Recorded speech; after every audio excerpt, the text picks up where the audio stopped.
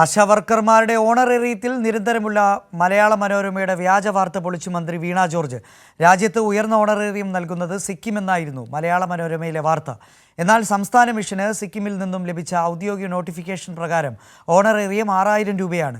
ഇത് കഴിഞ്ഞ ദിവസം മന്ത്രിസഭയിലും ആവർത്തിച്ചിരുന്നുവെന്നും മന്ത്രി ഫേസ്ബുക്ക് പോസ്റ്റിൽ പങ്കുവച്ചു.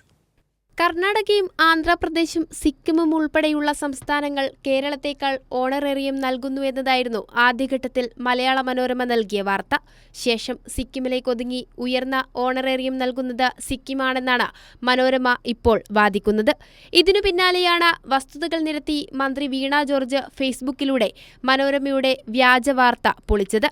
സംസ്ഥാന മിഷന് സിക്കിമിൽ നിന്നും ലഭിച്ച ഔദ്യോഗിക നോട്ടിഫിക്കേഷൻ പ്രകാരം ഓണറേറിയം 6000 രൂപയാണ്.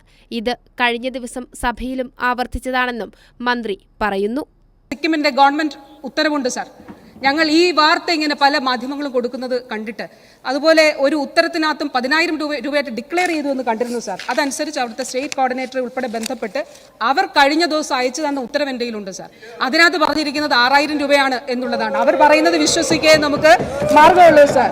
ഒക്ടോബർ മാസം മുതൽ ഓണറേറിയം ഉയർത്തിക്കൊണ്ടുള്ള സിക്കിം സർക്കാർ വിജ്ഞാപനമാണ് വാർത്തയ്ക്ക് തെളിവെന്നാണ് മനോരമ പറയുന്നത്.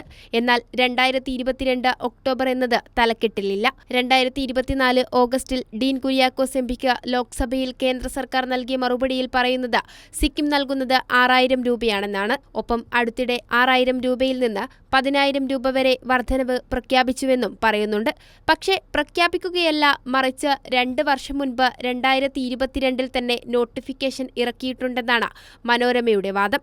വസ്തുതകൾ ഇതായിരിക്കെയാണ് നിരന്തരം തെറ്റായ വാർത്തകൾ മനോരമ വീണ്ടും ആവർത്തിക്കുന്നത്.